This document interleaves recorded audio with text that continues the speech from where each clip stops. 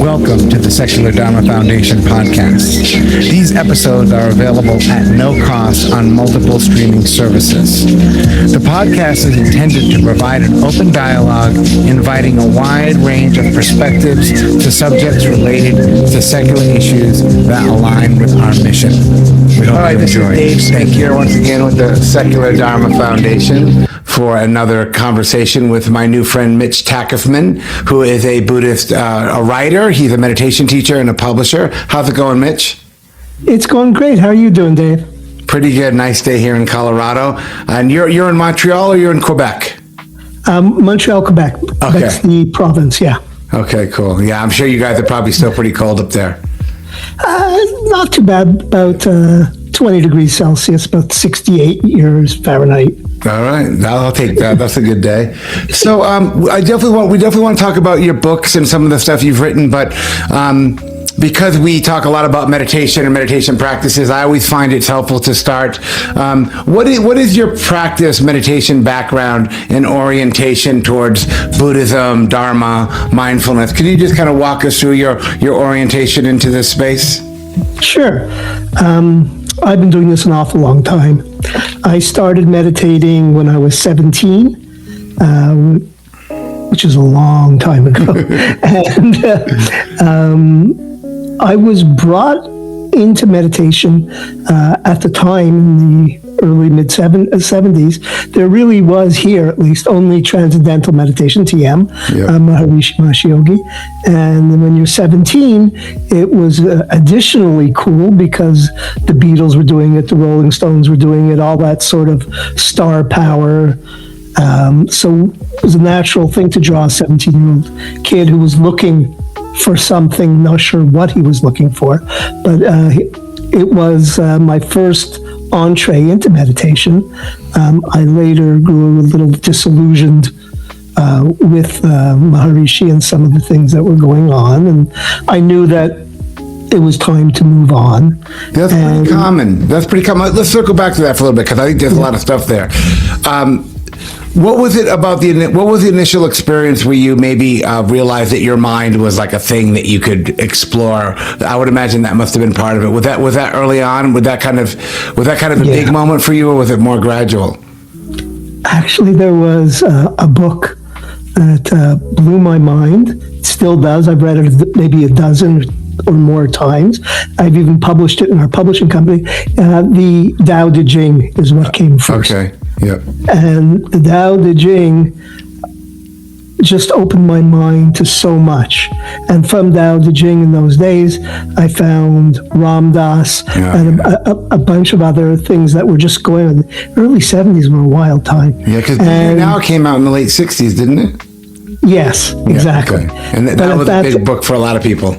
Yeah, so what happened? So in the early 70s, Ram Dass was traveling around and giving classes and talks and stuff. He came to Montreal, I saw, so that's what initiated me into it. And then I had my sister's friend was an instructor in TM, and so I went to see her, and that's how it all got started.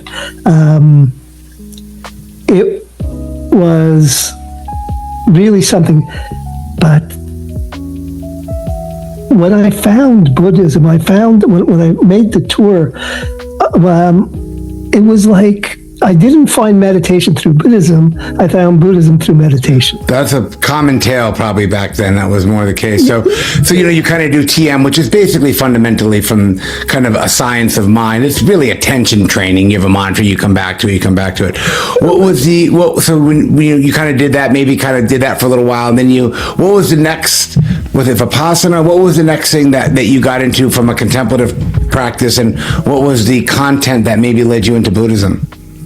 Okay, that's an interesting question. I kind of, like I said, I grew a little disillusioned with with TM at the time.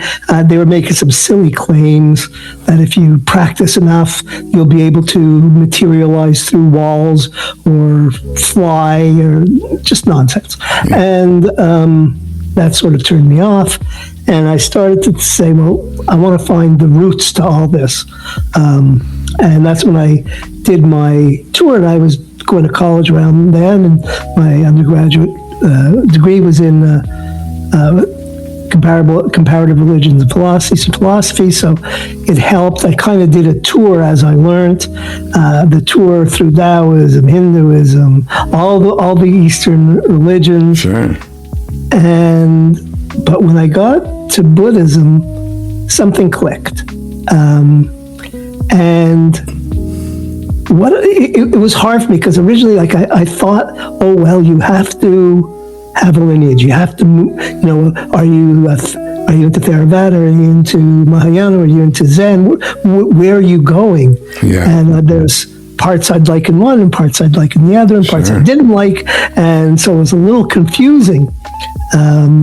And I found that I don't have to stick to one lineage. I don't have to stick to one. It's kind of, Lucky for you to find that early on, because a lot of people hit that wall deep into it. When you said you kind of introduced to Buddhism, do you remember what maybe some of the early concepts or teachings were that you kind of started to bring into your mind and really kind of said, oh, there's something going on here that's really valuable? Well, yeah, I think it was basically to me, what I call the overview, which suits all the schools, was basically when I started to learn the Four Noble Truths, the Eightfold Path, all that. And I said, oh, man, at the time, I thought Buddhism was a religion before that. And then I realized it's a code of living. It's a way to live. It's a code, virtue. This makes sense to me. And I remember, I believe there's a saying, I hope I don't ruin it, by the Dalai Lama, who said, don't learn Buddhism to become a Buddhist. Learn Buddhism to become a better whatever you already are. Yeah, he says that. There's also a guy, interesting enough, named Noah Rasheta, who has a Secular Buddhist podcast. Who I've actually, it's interesting to hear you say that. I know him from that phrase, but that is, I wish people got that message more often, because I never felt comfortable calling myself a Buddhist. I mean, I tried it for a little while, but it's be a better whatever you already are. It's really kind of a secular move of I grew up in Boston, and in the Northeast, I'm not a Buddhist. I didn't grow up in that kind of world, so to kind of convert or try to adopt it as a religion, I think for a lot of people, maybe you found it to be the case early on, it just kind of feels a little uncomfortable. Well, yeah, I'm not one that's big on rites and ceremonies and stuff like that, and bowing and lighting incense. It's just not who I am. Yeah. But any practice that teaches you the power of compassion and tolerance and equanimity and the three characteristics, right? That's where it landed for me. And, since then, I've met Roman Catholic priests who are Zen practitioners. Yeah. And I've met all sorts of them. It doesn't really have to be your sole religious force.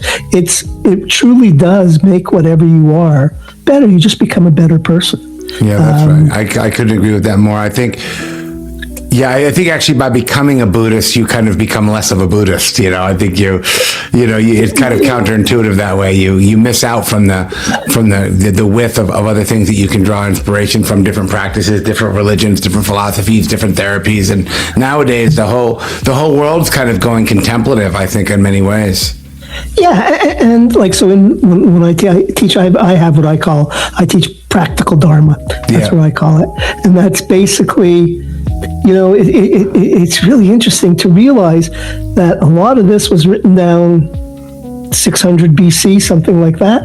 And, here we are 2,600 years later, and it makes more sense now than probably it did at that point. I know, that is a very interesting thing. I've been saying that a lot lately, that the Buddhist teachings are probably more relevant now than they ever have been. Right. And the Dharma for me is not a doctrine.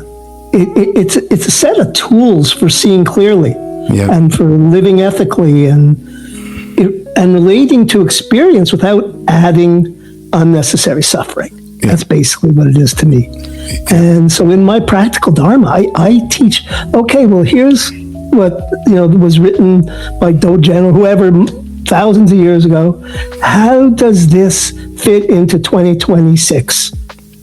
And does it make sense? And it does. And it helps you deal with all the added pressures and added, all the technology, all the access to information, all that has added to our, I don't like to use the word suffering, I use unsatisfactoriness. Sure.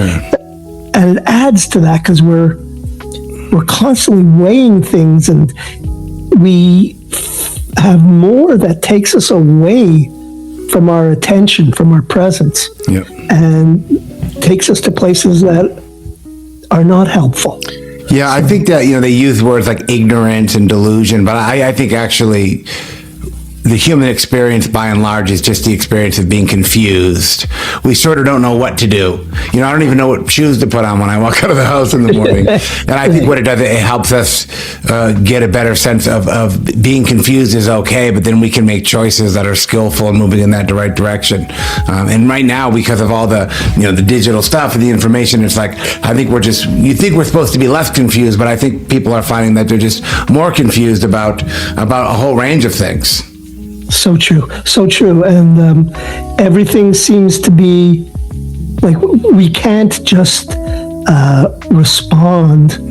We have to check the data. We have to check the sources. We have to check everything. And it's taken away from the presence.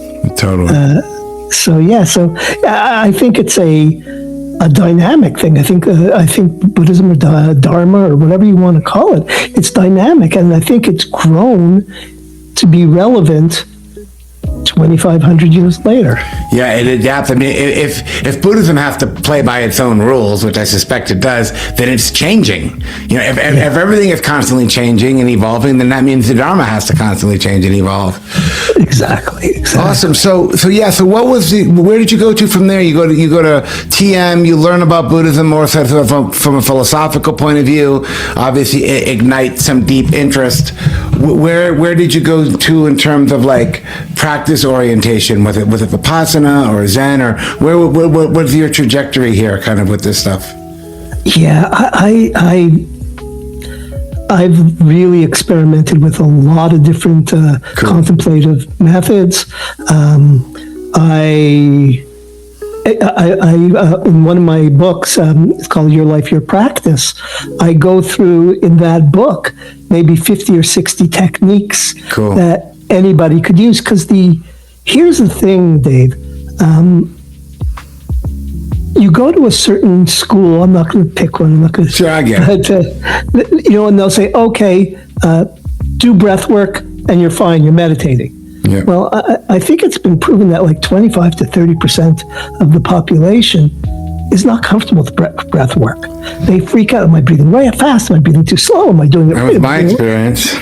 Yeah. And so then you say, well, what am I SOL? Or can I never meditate? Like, it's silly. So what I wanted to bring out in my teachings is there's so many different ways to meditate. Yeah. And choose the one that resonates with you. Yeah. And the idea is if I give you enough tools, enough techniques to fill your toolbox, you'll be able to pull out of that toolbox what works for you at that moment. Maybe when you're anxious, this technique is better. Yeah. Maybe when you're sad, this technique is better.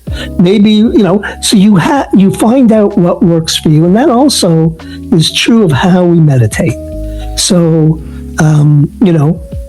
not everybody has time to spend on a cushion. Right. So you can do it in motion. You could do while you're washing your dishes or walking your dog or whatever you do, or you could do it in, I call them micro hits, where it's a quick pause, 30 seconds to a few minutes, whatever, before you have to make a difficult phone call perhaps, or something like that. So you could use it then. You could use it, you could use it in motion. You could use it in stillness, or you could even use it as background. I'm using it as background right now. Yeah. So once you know that you have all these techniques and you have all these different ways of utilizing it, you're in the hundreds. You are. And I also, I love Unified Mindfulness, Shinzen Young. Yeah. And let's talk about that, because when you and I spoke last time, we talked about this a lot. I really respect and like Shinzen Young's method. I think he's one of the more brilliant kind of meditation masters of our time, and he's kind of a cross lineage guy. He's kind of got his own thing going on, and it sounds like you've been lucky. You sort of dodged the bullet of getting too bogged down in traditions, which can be problematic for folks. What was your introduction, and could you just kind of walk us through Shinzen Young and your kind of experience with him? Because I think that's a very undervalued way of understanding the mind, because it's so precise. Yeah, so there was a teacher that I was in contact with that I was dying for her to take me on as a student, and she wasn't that thrilled. She had enough. And I was bugging her to teach her, because at that time she was teaching jhana, and I really wanted to learn jhana. And at that time there wasn't a lot of jhana teachers around. Still isn't. And so finally we made a deal that she would take me on as a student if I promised to teach after. Oh, cool. So that was the deal we struck. And so she taught me jhana, and we were going on. And then she said, by the way, do you know Shinzen Young? And I said, no, I don't. And I remember her words were, buckle up.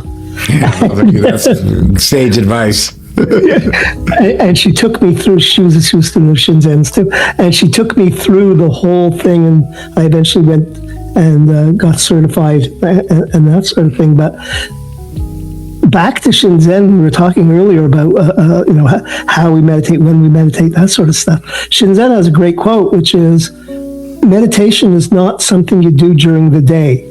The day is something you do during meditation. Oh, yeah, right. And that's kind of the goal for me. That's right. Is to stay meditative, to stay mindful throughout the day, not just on cushion, not just when you have it in your to-do list, that was the time I meditate, but do it all the time, because again, Shinzen thought that you raise your base level of happiness the longer you practice, and the more you stay mindful. So Shinzen is absolutely brilliant at taking some of the contemplative practices, Vipassana for sure, and making them more accessible. He did a great job with Vipassana. His version of Shikantaza is very easy to accept and understand. So he basically says that to be the attentional skills you need for contemplative practice are basically concentration, clarity, and equanimity. And any meditation practice that we have is based on those three things.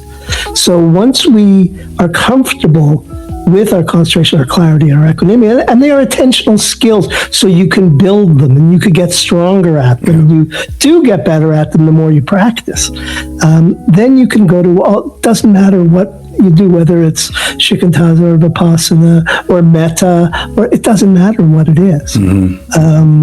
But you approach it, and I add in a lot of, remember to be kind to yourself. Oh yeah, you're preaching to the choir. I mean, that's foundational. It's interesting because I work a lot of, when I went to my teacher training through Against the Stream, a lot of the people who were in our cohort were Shinzen folks. So by proxy of being in that space, I learned a lot of that language, and on retreats did a lot of that practice. And one thing I really appreciated about him was his emphasis on developing the skill of attention, but his de-emphasizing the importance of the object.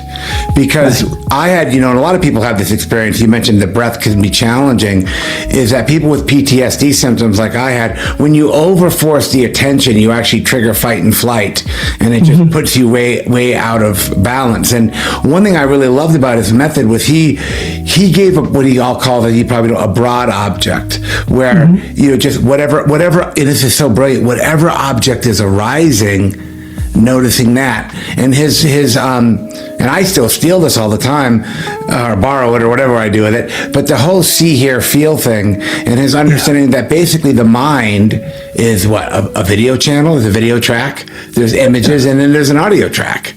Right. And that when you start deconstructing the flow of experience in the wandering mind, as they call it, like, okay, I'm just seeing things and saying things.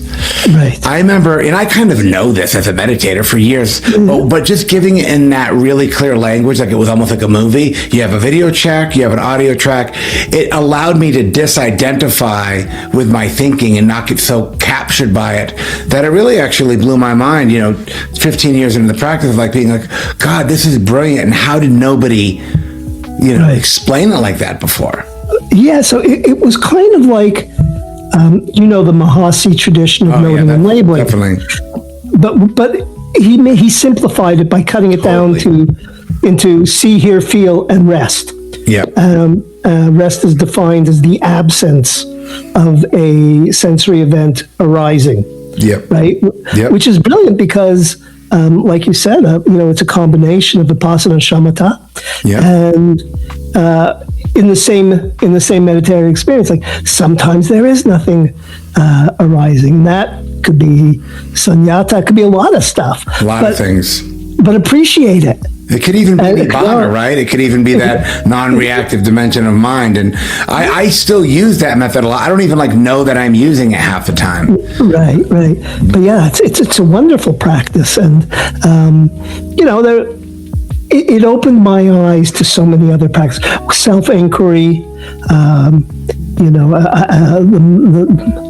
Maharshi, Ramana Maharshi, in the self-inquiry. I was into that for quite a while as well. I think that really helped with any, I think I use that a lot with students who have some trauma in their past. So it makes them aware of it. It's okay when you can look back at your trauma as a thing. Yeah. And so there's just so many different ways, and there's so many different, so it really is, I always compare it to one of those all-you-can-eat buffet places. Yeah. Right? It's interesting you mentioned that, because I was listening to the, Richard Davidson at the Center for Healthy Minds has got a new Substack called Dharma Lab. And they did a conversation recently about, from a neuroscience point of view, the 3 types of meditation. They basically explain them as, there's attention training, which everybody's going to agree to that. Then there's practices that are constructive, where you're maybe doing metta, or you're trying to develop something, trying to cultivate something. And then there's another one that they call not destructive, but deconstructive, which is, I think, what a lot of Shinzen Young does it so hard, is because, of course, when we're meditating, a lot of, especially if there's trauma, a lot of the content of our experience has got a lot of charge and a lot of grip to it. And when you start realizing it's just a feeling, an image, in a word, that really allows you to go into more of a flow state, more of an open state, because you're not just and I think this is the problem. A lot of times what you do is typical mindfulness people would tell you to just notice the mind thinking, drop it, and run back to the breath. But you're not learning anything by doing that. You're just kind of almost having aversion towards it. But with his method, you're actually looking at it a little bit. You're understanding what it is. Then you're in that rest state. And I find that it takes a lot of the charge out of the mental content. Yeah, you're absolutely right. And it's funny because in your answer, you talked about a flow state. And Shinzen has his own flow, which is different. Yeah. Yeah. And I love his flow because it just, Shinzen's a geek. Yeah, and that's not me. That's not me being mean. No, that's actually a compliment in his world. Yeah, he called himself a geek. Yeah. But we could see the rising. So in his flow is when we notice movement or change, and it's interesting because it sort of fits with the quantum world and quantum entanglement, how things change when they're observed, and how a particle moves to a wave in quantum physics. And that's exactly what's happening when we're practicing a flow meditation. When we're watching change, when we're listening to sound is basically is that, because sound, you see oscilloscope, it moves up and down. It's movement, and when we can appreciate that movement and focus on the movement, that's what he calls hear out and flow. So I always tell my students, when you hear somebody, if you're listening to some music or you're just listening to somebody talk and you're in that state, don't focus on the word. You look at the contour, not the context. Sure. And so, like I don't know if you remember those old Peanut cartoons where the teacher would talk about wah, wah, wah. Yeah, totally. That's exactly it. Like, don't focus on the words. Yeah. Focus on the rhythm and the speed and the pitch and all that other stuff. The words are unimportant. Yeah. And when we could do that, there's more attunement, really. Yeah. So I thank Shinzen for a lot of stuff, because he made a lot of other techniques. Yeah, I always jokingly say I would have I was always a little bit jealous that I didn't learn him early on, because by the time I came around to it, I was kind of already pretty bought into my kind of system of training, and I was like, I'm just too lazy to learn this whole thing. But but there's a bunch of stuff here. There's a lot of low-hanging fruit that I can harvest. Exactly. Now, you mentioned it a couple times. Let's just go back to, because I know that you and I share a similar philosophy, I think, around what seems to be essential in the meditation space, and seems to be actually, I think, quite missing, is metta, or the relationship that we have with ourselves. Yes. I think in the greater mindfulness landscape, there's been too much emphasizing on the importance of observation, of sort of being able to see and to know and to understand, and that we've really missed. And few people who are about like your Sharon Salzbergs, of course, but I think that what people find to be the most valuable at the end of the day is developing a better relationship with themselves. And I don't know that happens simply by just observing. Right. I was very lucky with my teacher, Tracy, who, no matter, whenever I would express I was having trouble in a certain area or whatever, she would say, step back and give yourself a mental hug. That was her words. Yeah, sure. And it's true. I mean, when we focus on contemplative practice as some sort of an achievement, there's something we're trying to attain, there's some level we're trying to get to, well, then you're just never going to get there, because you're missing it out right there, particularly in jhana, if that's what you're trying to do. Yeah, so, they say as soon as you try to get into jhana, you're guaranteed never to see it. Yeah, exactly. So what happens is a lot of today, my students I used to have, they look for something like almost the way martial arts people have yellow belt, green belt, blue belt, orange belt, just to give you something along the way, a signpost, a milestone. I said, it doesn't work that way. No, well, that's a very American way of doing things. And, there's I love the Canadians. There's a guy named John Vervaeke over in Toronto who has a thing called the lectern.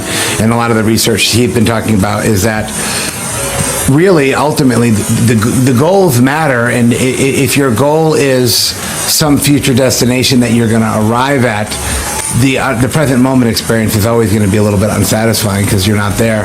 That really the goal should just be well-being. And when we look inside, generally we see we're already I'm already well-being. I feel I'm not sick, I'm healthy, I'm awake. So trying to focus on that part of it is really, I think, oftentimes missed, because it does. When you, especially people who get into jhanas, it kind of takes on an Olympic athlete kind of thing, which is kind of a very American way to do it. It's hard not to fall into that trap, but that's a hard habit for a lot of people to break. It is, and the other, you have to learn. I went through a big metta phase. I still love metta because it's probably, I believe, one of the most scientifically researched practices, metta, and they all claim incredible scientific results from metta. And it does change the way you feel, the way you think, and it really is quite something. But if you can't turn that metta, and as you know, in typical metta practice, you start with yourself, then you start putting your metta out towards other people. But if people find it much, much easier to be kind, compassionate, and loving to someone else. Sure. The hard part is doing it to yourself, because we have this critic that lives rent-free, that's always telling us that we're not enough. We're not good enough, we're not smart enough, we're whatever. We're not enough. Yeah. And to turn that around, that metta practice, and say, yeah, I am enough. And I like myself. I like hanging out with me. Yeah. You know, when you could do that, well, then it's almost like the example I give is that, like, you can't ship a product from an empty warehouse. No, so that's definitely right. So if you're going to be sending that compassion, that love, and all that stuff, you have to have a lot of it inside you to send. Right. And that's the hard part. It is. It is. We do live in a world that sort of, like, whether we realize it or not, is a strong Cartesian philosophy with, like, self and other, and I'm going to give the metta to Mitch, and then I'm like, then I decide who gets it, and it becomes, I think when it becomes transactional, it becomes really complicated.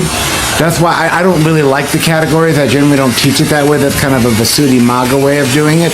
But I do find, like, to get there, sometimes it's best for just people to use their dog. You know, like, any being, use it, whether it's a teacher or a therapist or a sponsor, good, because metta means good friend, really, right? It's good friend.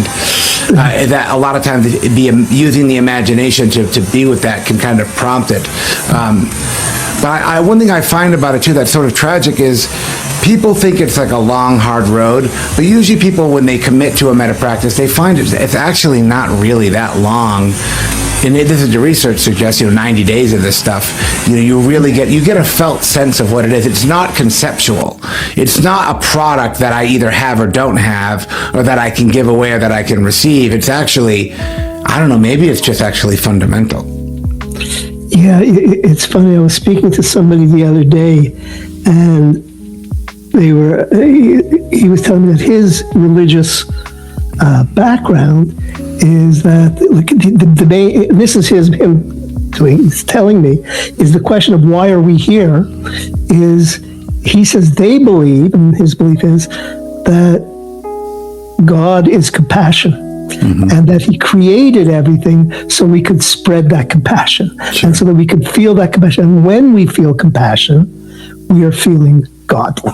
Yeah. And whether, I don't know if I follow it completely or believe it, but it makes a lot more sense to me than a God with six packs on the roof of a building. Well, if you look at the original word, Brahma Vihara means to dwell with God. Brahma was the god figure of the day in ancient India, and Vihara means to dwell. And sometimes, and I'm not a religious person so much either, but sometimes I try to remind people who get cagey, I'm like, it kind of means to be one with God. And the Buddha says, no, it's not this mystical, universal thing. He goes, it's the kingdom of heaven is within, and it's one who embodies these qualities of kindness, compassion, joy, and equanimity.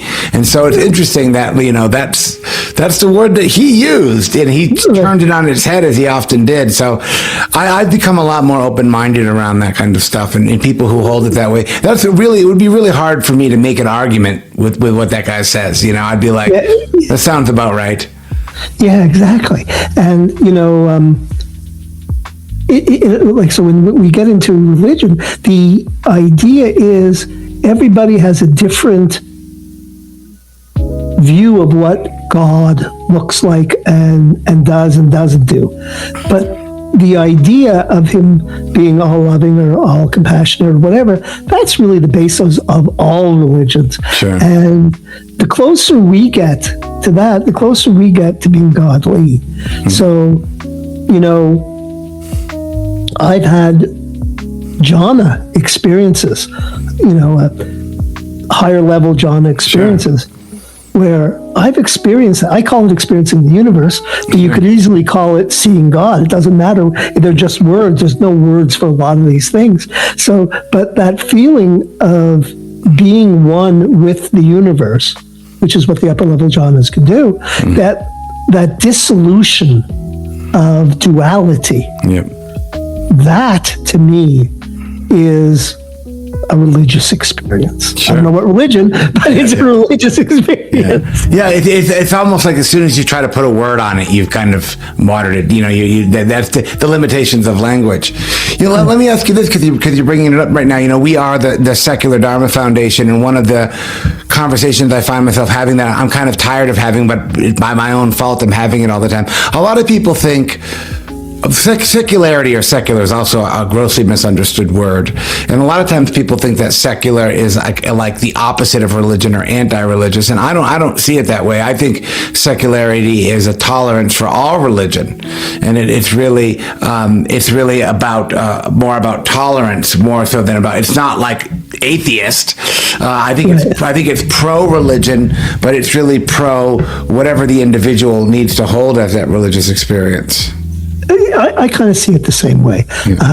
I see that our morality and our compassion for others, our tolerance, our charity, these are all the things that make us a good person. And if these things make you a good person, well, they're definitely going to make you a good Christian or a good Muslim or a good Jew or whatever you are. Whatever you already are. Yeah, because you've already become a good person. And that's what counts. Yeah. It's sort of meant as goodwill. Exactly. And wishing well to others regardless of however they view or hold themselves. And this would be like, if the world could use anything right about now, it could be a big dose of this. Well, yeah, there seems to be a return to tribalism where my tribe is different than your tribe, my tribe is right, your tribe is wrong. Yeah.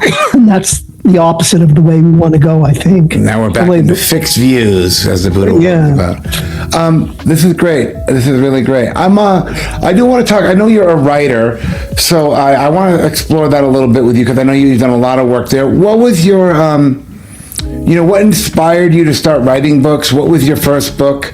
How was the experience of writing been, and what have you learned as somebody who's done this quite a few times? Well, it started when I started to realize that there were certain concepts that all my students had trouble with. That it took more work, it took more repetition, it took more experience for them to get over that part. So I took those parts and said, well, why don't I write about this? So, so they could go deeper. Do you know what some of those first ideas were? Yeah, absolutely. Because I wrote, this is going to sound silly, but I created my own training system called TME, which is Tailored Mindfulness Experience, and basically has a lot to do with what we discussed earlier about creating the system that works for you. Sure. So if you don't have an hour, then don't sit for an hour, sit for 10 minutes. And if you don't, work it, because the idea is consistency, and we can only gain, just like going to the gym. You can't go to the gym once a month and expect results. You got to go every day. And even if you go for 10 minutes, that's fine. Just keep going so it becomes part of who you are. But so there was these 4 areas that I noticed that people were getting hung up on. And so I wrote 4 books, and I actually wrote them at the same time. Oh, wow. Which is not something I recommend to anybody, by the way. But I wrote them at the same time. I would actually have in my planner, Monday, write this part, write chapter 4 of this book, write chapter 2 in this book, write chapter 5 in this book. Wow. It was the only way I could make sense of it in my crazy head. But the idea was, number 1, your life, your practice. That was the basis. This is how we practice mindfulness and meditation. This is how you do it. That was facet 1. Facet 2, I wrote a book called The Response Space, and that's about the pause. And meditation is really a pause. Sure. And death is a pause. They're all different pauses, and so learn to accept the pause, because once we change our conditioning from reaction to response, our world becomes better. Yeah. Right. So that was the second part, the second facet. The third facet was authentic connection. Okay. Because 75% of our day is in communication, whether we're speaking or listening. 75% of our day is in communication. If you are not mindful in your communication, well, number one, you don't have any collaboration. You don't have any, we don't grow. But also, that means 75% of your day you're not mindful, which is a waste. So that was the third facet. And by the way, I use a lot of Dharma in that. Sure, so, yeah. I have the Authentic Connection book here, which I've really liked and enjoyed reading, and because I have been really thinking about authenticity in the kind of space that we're in right now for a couple of reasons. One is authenticity seems to be like a virtue of modernity. We look at ancient texts, we don't see words that we would translate into authenticity. And so it seems to be kind of a new feature or a new virtue of modernity. It also seems to be something that when people see it, they really like it. When I see a TED Talk or a Dharma Talk, when I'm in contact with somebody who's being authentic, I know it immediately. Exactly. Yet I have a very hard time describing what it is. It's sort of easy to see. So I'm just curious, when you, of course, with metta, the first thing you have to do is have somewhat of an authentic relationship with yourself. But what are some of the kind of hallmarks or features of things that you've talked about that we would want to develop that would help us become more authentic, if you will? Yeah, you're absolutely right. And what I just want to add on, when you said that when somebody is being authentic, you also know when somebody is being inauthentic. Yes, you might know that more. That might be more obvious, actually. Well, yeah, it's commonly known as your bullshit meter. Yeah, right? totally. And even children have them. They know when they do. So that when you're authentic, you don't have to worry about that. But basically, in communication, I've narrowed it down to the acronym PICK, P-I-C-K. Oh, cool. And PICK stands for presence, intention, curiosity, and kindness. And if you look at that almost as a dharmic wheel, sure, that each one is a spoke. So presence, that's basically mindfulness. Yeah. Attention. So that's number one. Yeah. Intention is a part of the Eightfold Path. Yes, it is. Your intention. Curiosity, beginner's mind. Yeah. Kindness, metta. So each of those things which I brought into it is basically part of that dharmic tradition, but for 2026. Yeah. So you can say, when we're in conversation right now, you will know that I'm here talking to you. You can feel my presence. The intention of this talk is for us to find out about each other, find out a little bit about Dharma, Buddhism, whatever. The intention is being followed. Curiosity, we're asking each other's questions about our past, about our life and everything like that. And the kindness that we're being understanding and open to each other. We are having an authentic communication interchange right now. Yeah, one of the things I've been talking about, I really like I always like, what are they called? Acronyms. Acronyms, yeah. Is trying to remind people that I can do these four. I can be kind to you. I can be kind to somebody that I actually don't like.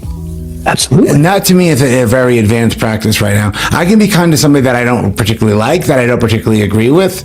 And I find that when you're able to do that, it's what I call taking the high road. It's just really like, and it's profound when I find myself being in presence of somebody that maybe I don't know or I know a little bit, and I'm feeling a lot of aversion.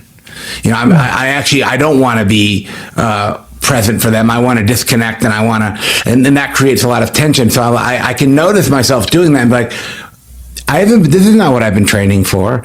And I find that it's really something that you can do a lot because we're around people all the time. And I've been really blown away by how powerful it is to just, do those four things in a kind of very purposeful way. Absolutely. Long time ago, before I went into heavy practice, I was known to have a bit of road rage now and then. Sure, yeah, right. Okay, I was a jerk. And somebody once told me, by the way, that's the best. If somebody said, if you had to sum up all of Buddha's teachings in one, what would it be? Don't be a jerk. Don't be a jerk. Don't be a jerk. It all comes down to that. But so I had that rage, and oh my goodness, somebody cut me off, and then I'd honk, and he'd flip me the bird, so I'd have to flip him back, and nonsense. Not how do I know what he's going through that or what I'm. So just give that kindness, let them. And once you can appreciate that, when you can sit with another person treating you with disrespect, whether it's deserved or not, but when you can sit with that and not let it affect you, that's the equanimity part. That's true. When you can do that, well, then you're being kind to yourself and to the other person. That's right. And that's kind of what you get to. All that stuff we sort of have to think about at the beginning, but as we stay consistent and practice, it just becomes our default. Yeah. One thing I like about this book too, Authentic Connection, you wrote, is there's another aspect of the path. I think that gets kind of like we think about right speech for a minute, like one of the factors of the Eightfold Path. The word right speech just sounds terrible. I even feel uncomfortable saying it. It's like these are the rules of how a good Buddhist should talk, and you get kind of these 4 gates, and they're all fine and good. But I feel like if I were to add a 5th prompt, it would be authentic. And I think that. I look at like Gregory Kramer's work on insight dialogue and mindful communication, and I do a lot of this stuff on retreats. I feel like so much can be learned and explored in doing a Dharma practice in conversation, like on retreats. And I would imagine you've done quite a lot of that, where a lot of the stuff you got from your book was sitting with groups of people, having them do these kind of dyads and so forth. Exactly. What we have to learn, so you're right about that. And let's take the metta part of the kindness. Yeah. Kindness is not politeness. No, it's not being nice. It's not niceness, you're right. It's genuine goodwill toward the person in front of you. Yeah. And it's metta. It's, for those of you who don't know metta, it's loving kindness. Yeah. It does not mean you agree or that you're avoiding difficulty. It means that the other person's well-being matters to you as you speak. That's right.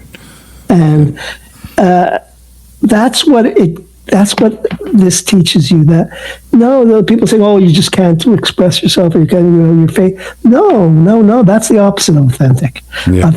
Authentic is saying, "Yeah, well, we could disagree on that, and it's okay." Yeah.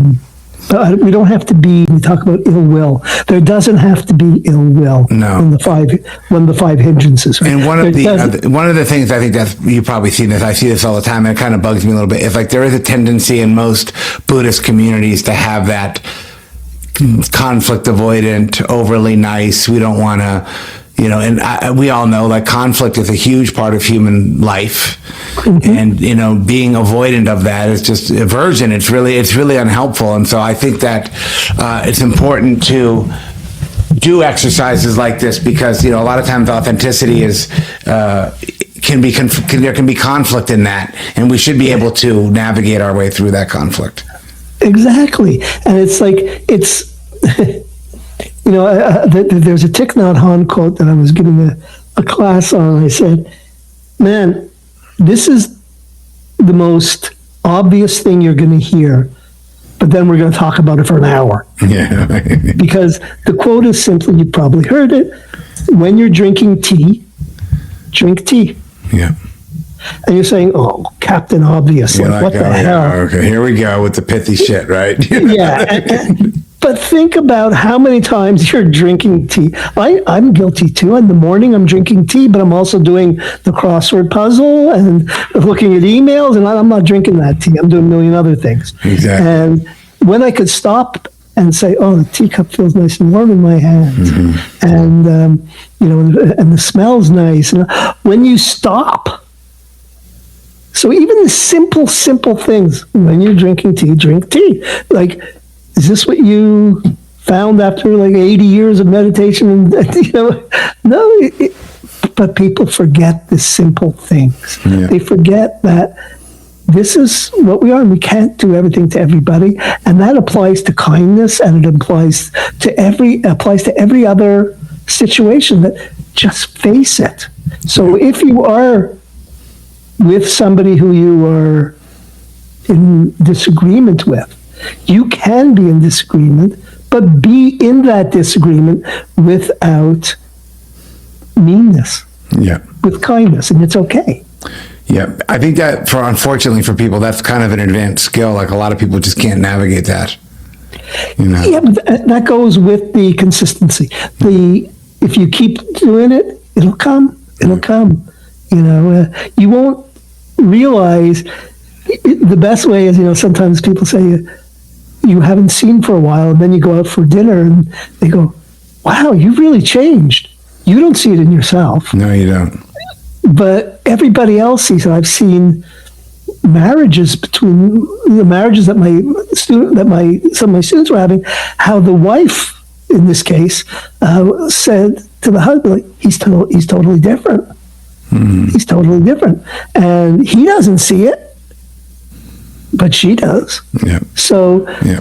Well, that's that word, kalyana mita. Mita is the same word for metta. It's like, it's having that good friendship. And it's also, as much as it's good and important to be able to navigate conflict, it's also really important to have like-minded friends and people who support us in our practice, where we can have the kind of conversations that we want to have, where we can kind of have an unfiltered conversation, where we can talk about the ways that we're struggling, or the ways that we're suffering, or the ways we're not doing things well. And and it's great when you can have a friendship, because usually what we do is we go pay $250 an hour to have that conversation with a mental health professional, which is fine. But there's a way in which I think we could be getting a lot. I think this whole book is kind of a therapeutic book about how we can learn how to relate to each other. Exactly, and that's what it's about, because there's probably nothing more important. Maybe I definitely believe there's a ripple effect, and when you throw that stone into the pond, the ripples that come out of it, if everybody just started listening more when they're communicating, mm-hmm. instead of waiting to reply, instead of thinking of what they're going to do when they finish the conversation, or any of those things, but are actually present, yeah. and are curious and are kind in a conversation, it works. It's not just woo-hoo, it's for businesses. Your collaborations are going to be better. You're going to come up with more solutions. You're going to be more creative. Your teams are going to be more creative. The environment's less toxic. There's actual practical benefits. And in a relationship, your relationships are going to get better.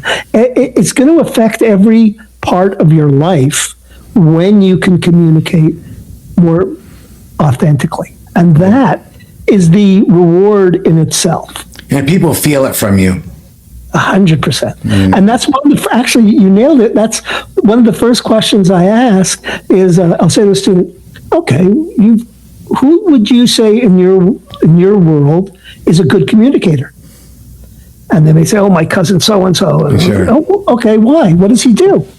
And when you knock down why you think he's a good communicator, chances are he's practicing those four things. That's right. And the great thing is the presence. If the presence is there, the other three really become very, very much more accessible. That's why, the P's got to be up front, right? It's interesting. One thing I learned is I have little kids, and it's like, I was with my son yesterday riding bikes, and they can tell, like, because I have my phone with me, of course, and it's like, I can always tell when I check my phone or look at my phone, he gets a little bit upset. He can actually feel the disconnection more than I can. So I try my best to leave it in the truck or to not have it. But sometimes, my wife or someone's texting me. But it's interesting. He's watching the connection that we have more so than I am on some level, and he's only 7 years old. Right. Well, I can even go. My grandson is 3 years old, and I have seen him go up to his father and close his laptop. Sure. Right. Yeah. And that's such a powerful statement. That's saying, turn off this damn computer and let's play. Yeah. And it's beautiful, but that's part of it. And actually, I'm in the middle of writing a new book on grandparenting, and it's all about presence. And it's called, tentatively called, Here With You, and it's a grandfather's guide to presence. Hopefully we'll do a better job than when we were just parents. We'll do a better job as grandparents. Yeah, that's great. That's awesome. I can't believe you wrote 4 books at once. That's impressive. Yeah, silly but impressive. Yeah, no, it's great. Is there anything else that we didn't cover? Anything else about what you're doing that you want to talk about or offer before we kind of put the conversation to a close? Well, I started a publishing house called the Wisdom Path Press, which is dedicated to transformational literature, literature that changes people's lives. And if we're going back to the Dharmic principle, it's definitely right livelihood. Nice. And so, go check out some books there. We're trying to make books that change people's life for the better. Yeah. We have books about grief and books about all sorts of things that can help you navigate life that much better. Yeah, and for those of you who are listening, I will put all the links to Mitch's stuff in the show notes below, so you can click over and check out all the different books and all the stuff that you're doing, and really great stuff that I've seen so far. And one thing about the internet I like is you end up meeting people like this in this space. So. Dave, I want to thank you so much for this time. I could sit and talk to you all day long. I think we have a lot in common, and I just enjoy sitting here and hanging out with you. And hopefully we'll do it again soon. I'll send some authors to you as well. All right, thanks a lot. Take care, Dave.